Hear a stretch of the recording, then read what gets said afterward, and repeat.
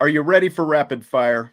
I am. I've done a lot of talking today, so I think it's Well, time to talk some more. you'll get a chance more or to talk some more because the question is just what you were talking about. You set this one up. Do you buy or sell writing this season off as first year growing pains for Marcus Freeman? And in other words, writing off the ups and downs and the trials and tribulations they have already had as Marcus Freeman growing pains. I'm gonna buy that. It's a first time head coach, right? He never coached before. He's taking over a program where you're expected to win. You could consider it's a top 5 program all time. It's a very high level, very ranking job, right? There's a lot of expectations that come with it. You're learning on the fly. You've never been a head coach before. You're playing the number 1 schedule in the country. There's I don't understand people who don't want to give Marcus Freeman some of these growing pains, because there's nothing that we've ever done in life as people where we've attempted it for the first time and been 100% successful at it. We all make mistakes. I agree with that last part, but like, do you think that Jack Swarbrick factored this in when he made the hire that, well, there could be some ups and like, what are the lows going to look like? What did Jack Swarbrick envision the worst of this season could be when you talk about growing pains for a first year head coach like you're talking about? Because there were always going to be some level of growing pains. The recruiting success that Marcus Freeman had and, the video of the team celebrating all that stuff, it glossed over a lot of different things. There were going to be growing pains. We just didn't know exactly what it was going to look like. As great a defensive coordinator as he is and as great a recruiter as he is still a first-time head coach. So I will give you that to an extent. There were going to be some things come up that he had never dealt with just because he was a first-year head coach. That's the nature of being a first-time anything, kind of like you were alluding to, like it's one thing to work at Walmart and even like be the manager of a Walmart, but it's another thing to own Walmart, right? Like there's a huge difference in there. So from that aspect, growing pains were to be expected. The question was just what form would they take? How big would they be? Like we haven't seen, like I thought maybe they would manifest themselves in like more game management type issues. He's gone. We haven't seen a whole lot of those. He's gone for it on fourth down quite a bit, 6 times. They've only succeeded twice on fourth down. Like his sideline demeanor, that's a big thing now too. And to me, that's something that gets more attention than it deserves. Like when things aren't going bad, purple face wasn't it was a bigger issue when Notre Dame was 8-4 than when they were 12-0, for example, and like they keep cutting over to Marcus Freeman and, he doesn't, he's not all like everyone reacted to the extreme when the former coach was going nuts. And now you've got a coach, who is calm in his demeanor on the sideline and relatively expressionless, and everyone's flipping out about it. Like Tom Landry is a Hall of Fame head coach, and he was known as the stoic coach on the sideline. He was, very, icy cool and emotionless on the sideline. It worked for him. So like like that, not a big issue to me. The biggest issue I have, I think, probably, with the growing pains argument is people that keep wanting to say things like, well, Dabo Swinney lost 12 games in his first 2 seasons. You just got to give him time. Well, the problem with that argument is Swinney took over a program that was averaging 5+ losses a year for like 15 years. Marcus Freeman took over a program that only lost 7 games over the previous 4 years combined. So acceptable growing pains to me this year would have been, okay, you're still going to lose to Ohio State. You're still going to lose to Clemson, maybe even lose to USC. It would suck because it's your rival, but maybe even still lose to them. Like those would be your 3 losses. And to lose to Marshall and to a bad Stanford team when you take over a program that's gone 43-7 over the last 4 years, because the talent in the program right now is every bit as comparable to the talent that those teams had coming into this year. So that's why, to me, it's a tougher pill to swallow what we're seeing. The kind of things that we're seeing, that's the troubling thing to me, I guess. Yeah, First year, first time head coach or not. it just seems I am a little bit more sympathetic than some people. There's still a lot of transition offensively. New quarterback, not knowing who your lead running back is going to be. Obviously, questions at wide receiver doesn't help. And so, then you lose your quarterback halfway through your first couple games. There's just a lot going on. Like I said, first time head coach, but you can't lose to Marshall, right? You can't lose to Stanford after they haven't won against 11 straight FBS teams. I get those things. I'm not excusing those losses, but at the same time, what kind of conversation are we going to have if Notre Dame ends the season by beating Syracuse, Clemson, and USC? What are we going to be talking about then? Yeah. I get, it's good to talk about these things now. There's still a lot of season left, and I'd still like to give him benefit of the doubt of an entire resume of work. Like I said, I guarantee half the people in here are going to have a way different tone if Notre Dame beats Syracuse, Clemson, and USC, and Tommy fair. Rees calls a great game, and Marcus Freeman wins those games. Right now, yes. Has there been growing pains? Yes. Has there been underperformance?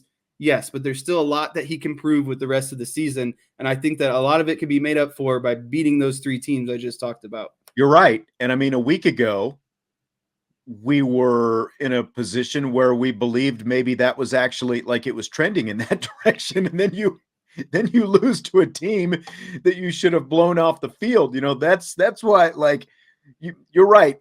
Realistically, can those things happen? Sure. But they seem less likely at this point. Like, you're a math person. So like, you do a lot of calculations and figuring odds and stuff like that. Like Salty Virginia Peanuts had this in here, scrap a lot of things. He said, we should focus on underclassmen development, get them experience for next year, and keep our recruiting classes, make the offense fun again. I think there's a balance to it because you don't just want to scrap everything because you have a lot of upperclassmen who are still in this program, and you don't want to just cash your chips right now because, like, if you start doing that, you're 3-3.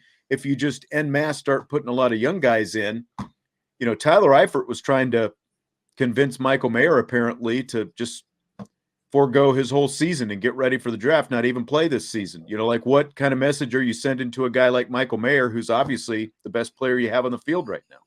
Right. Yeah. And that's the thing is, like, I heard someone brought up the other day, Foskey still has another year of eligibility. What does that look like for him? He's had a down year, and does he want to, potentially even kind of come back? So I don't know. I guess people are saying I live in a fairy tale land. That's the crazy part about this team is they have the talent to lose to Stanford one week, but I have the confidence that they could very well beat USC the next week. Like this team can do that, and that's the frustrating part. Yeah, it's absolutely, and that's, and I don't know if that is good or bad. Like when you're judging these coaches and this coaching staff, the fact that you could lose to Marshall and lose to a horrible Stanford team, and then possibly turn around and win those kind of games, and like the home and away thing, like you lost to Stanford and Marshall at home.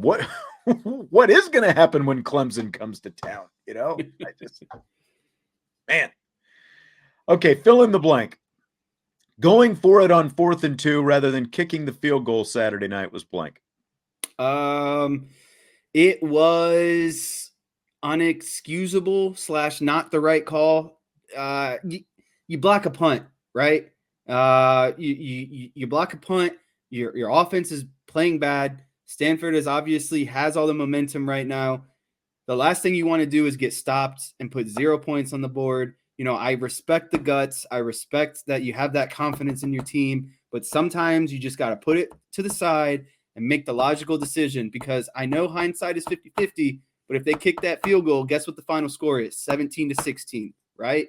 Well, that's assuming, everything. Right. I know that's Stanford may have opted hindsight to that drive everything goes, rather than the same, after that. But still, I'm just get the points on the board. I agree. Especially after you have to capital. It'd be one thing if it's a drive, right? Your offense drove all the way down the field, but your special teams made an amazing play.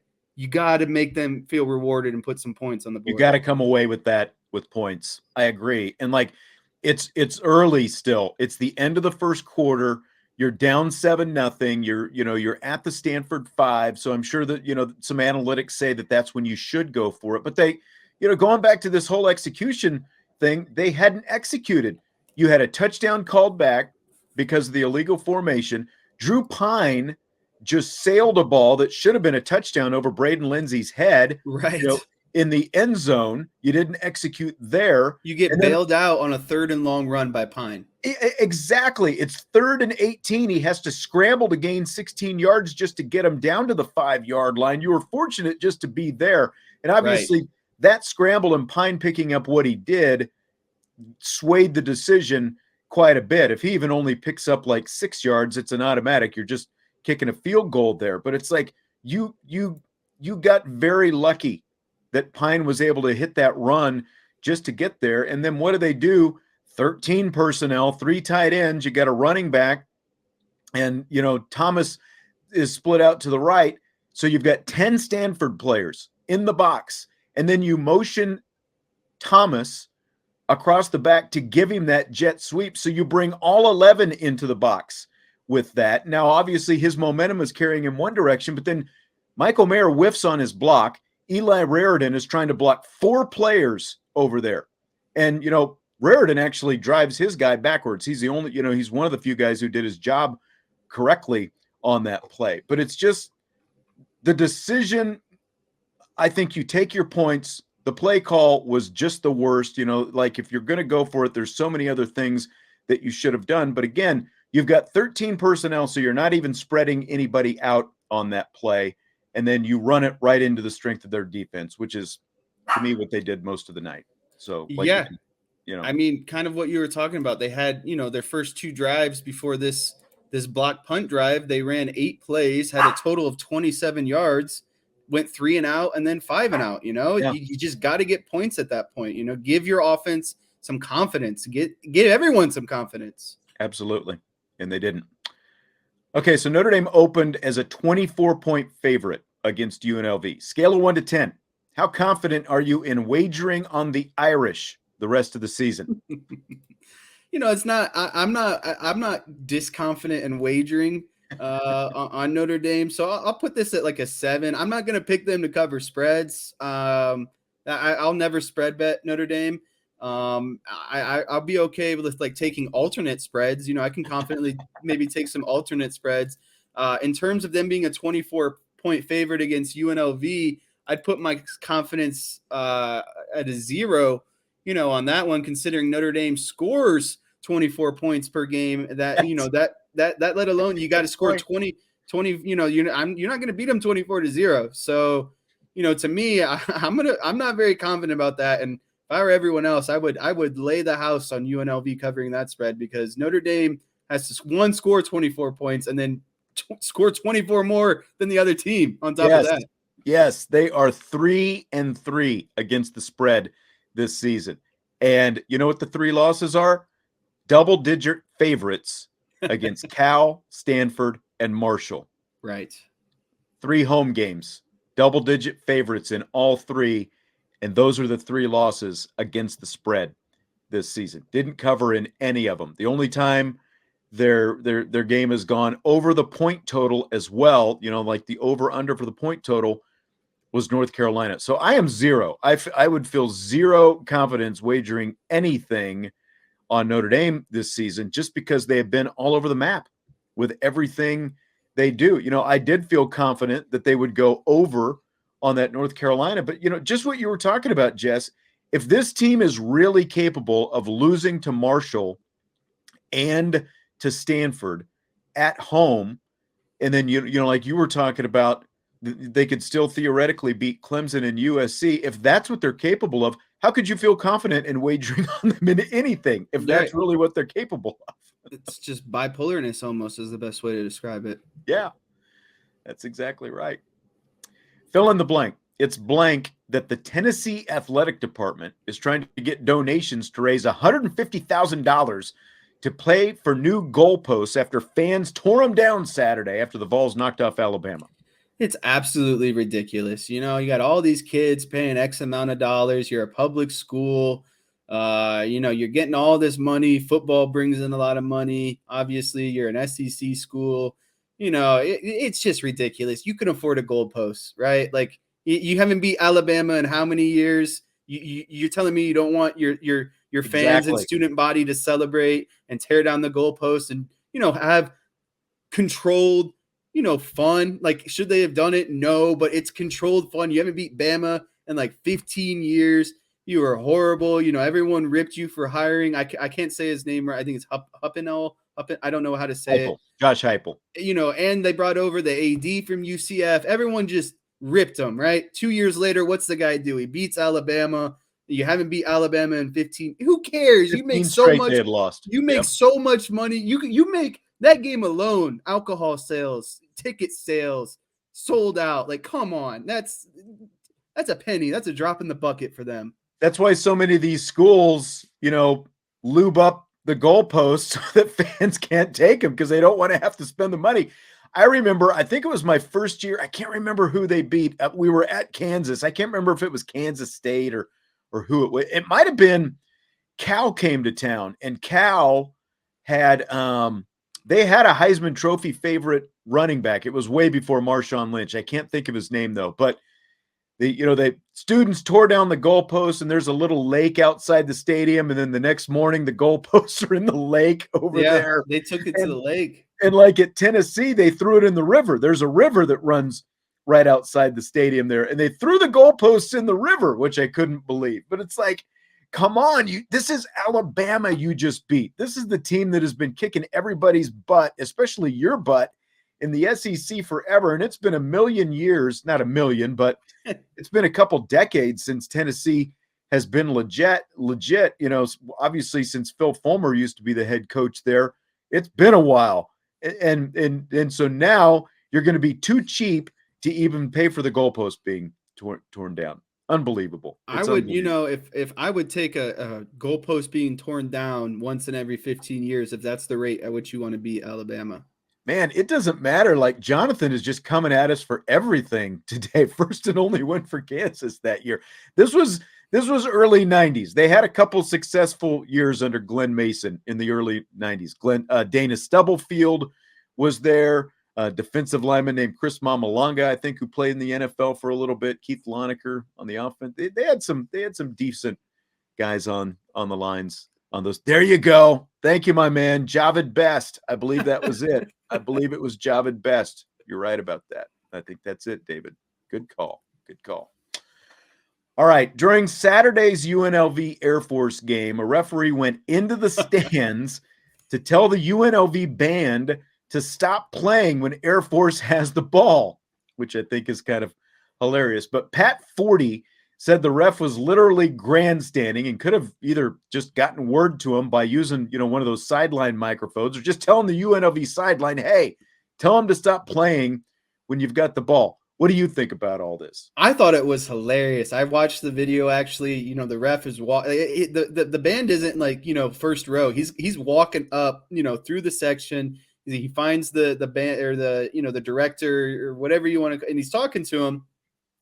And sure, that's a great point, but I'm sure that the refs have tried multiple times before that to tell him, like, hey, you got to stop. And they weren't getting the point. So I don't think the ref goes into the stands for no reason. We've never seen a ref do it. So obviously UNLV wasn't listening to probably, prior, hey, you need to stop, or, prior kind of threats you might want to call him. And so the ref said, hey, if I go up to him and tell him to his face, he's probably going to tell him, we tried telling you to stop. And if you don't stop, we're going to kick your whole band out. I think that was probably more of the giving a verbal threat of, hey, you're not supposed to do this. Please don't do it. And if you continue to do it, I'm going to have no choice but to kick the band out. So I thought it was admirable. I enjoyed it. And I also thought it was funny at the same time. I do think it's funny. You don't see a referee going into the stands very often to do something like this. This might be something we have to keep an eye on this week with UNLV coming to town as well. Like the Stanford band has been banned for life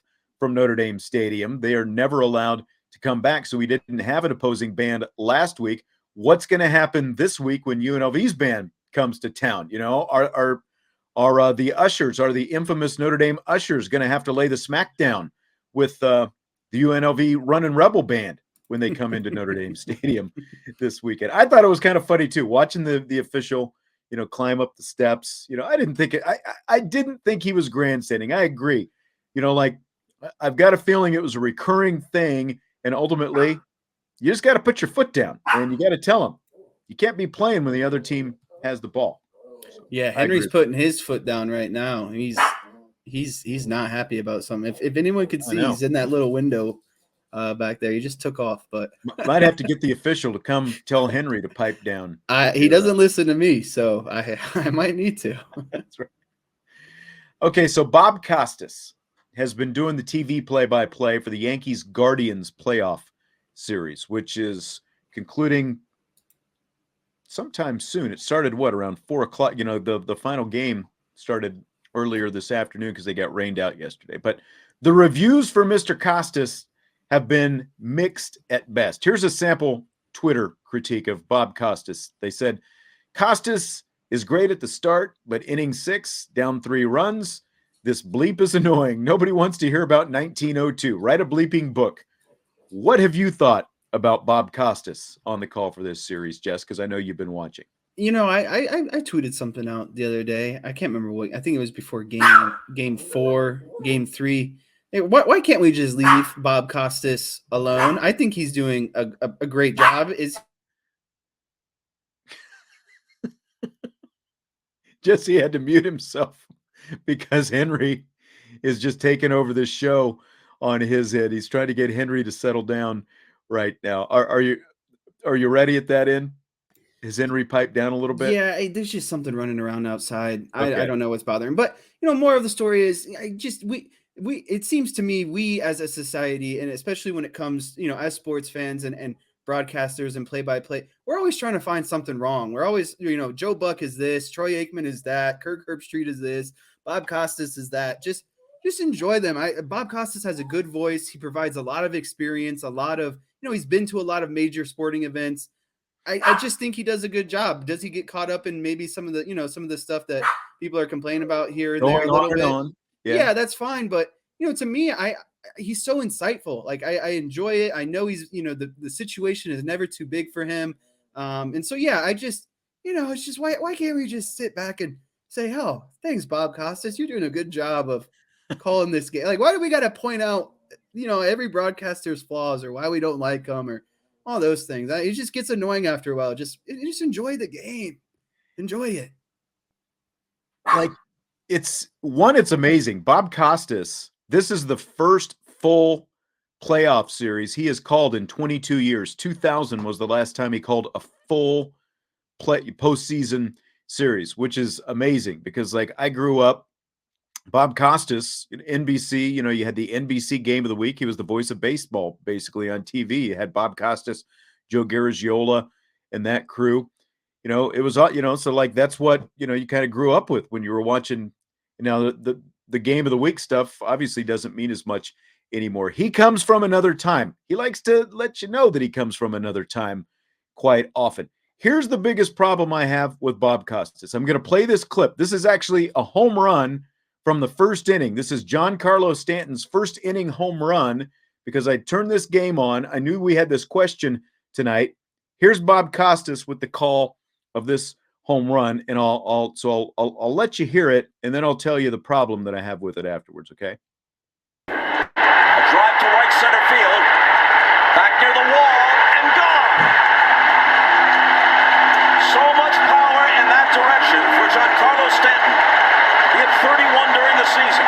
This is his second of this series. And the Yankees jump on Savali in the first and take a 3-0 lead. Okay, so the problem that I have with that, I mean, technically, the first part of it is a good call. Giancarlo Stanton, right center field and gone. At that point, as soon as you say gone, you need to shut up. But what did Bob Costas do? He kept talking through the whole thing on TV. As soon as the call is made, Vin Scully was a master of this. As soon as the home run is out of the park and you say, and gone or whatever you're going to say, you need to stop talking for a while. Let the crowd tell the story. Let, hear the fans going wild, see the fans. He doesn't need to keep talking at that point. Lay out for a good 10 or 15 seconds and then go into all that stuff that he went into afterwards. That's the thing with Bob is it's just that he hasn't let the broadcast breathe quite a bit. I love his voice. I love his enthusiasm. I love his passion for the game, all these different things, but he has kind of gone on a little bit too much at times. And I think that's what, you barely even know Ron Darling is there half the time. And I think that's what's got a lot of people, kind of piped up. Honest question here. I know you would know this more, and I just genuinely, I can't remember. Does Bob Costas, when's the last time he did a baseball game? Does he do playoff game? Does he do playoff baseball games every year, or is it just when TB, like I just can't remember the last time I saw Bob Costas do a baseball game. See, he doesn't, he works for MLB Network. So he'll do, some MLB Network games and stuff like that kind of here and there, but he doesn't call games on the regular like he used to. And like I said, it's been 22 years since he called a full playoff series. So he doesn't do it nearly as regularly as he used to. Maybe that's part of the issue, like he and Darling obviously don't work together very much. They're doing it for what, TBS, TNT, or whoever. So no, he doesn't call a whole lot of games. I just want to say that Mr. Brian NY, no one wants the Yankees to win. No one's you're celebrating like we all were like on our edge wanting the Yankees to win. Right. They couldn't even let the Guardians stay in one hotel last night. They played an MLS soccer game last night, but the Yankees didn't want to play. So, I'm not over here making excuses, but no one wanted the Yankees to win. And it seemed like the Yankees set themselves up real nice by not playing last night. Right. Gave the bullpen an extra rest day, gave themselves an extra rest day for the Astros. And just a lot of things lined up for the Yankees on the back half here. But, that's just me. Brian's going, huh? Yeah. All right, let's go. Last question for tonight. Fill in the blank. It's blank that ESPN has elevated Scott Van Pelt's Bad Beats segment into a monthly 30-minute show that's going to air Sundays, or that is airing Sundays at 5:30. I think it's pretty fun, overall. I would never personally want to be, featured on my bet being on the bad bet segments, because usually it's like what was the game the other night? I think it was it Air Force? Did Air Force play UNLV? Was that who they played last week? Yep. Air Force got a touchdown with like 10 seconds left for a backdoor cover, and that's a bad beat. And I Right. enjoy watching them, and I think they're, it's funny to watch, and like it's enjoyable, and I just wouldn't want it to be me. So if it involves any of my bets, you're not going to catch me watch it, because I'm going to be pretty upset. Like last year, I had a nasty parlay, and Josh Allen fumbled on like 4th and goal on that Monday night or Sunday night game, and I lost a lot of money because I picked the Bills to cover or to win on money line, and Josh Allen, screwed me. So, I like the segment. I think it's a good time. And it's just good to see, those crazy circumstances where like a guy hits a 3 at the buzzer, before halftime and a team covers, and that ruins Right. the bet. Like, it's just interesting seeing those different things. And it just shows that literally like every play has something riding on it now. And that's what sports betting is kind of amplified, in my opinion. Right. I like the segment on the show, like Jonathan was saying, just on Sports Center, because it's like you can kind of see, kind of hit a few here and there.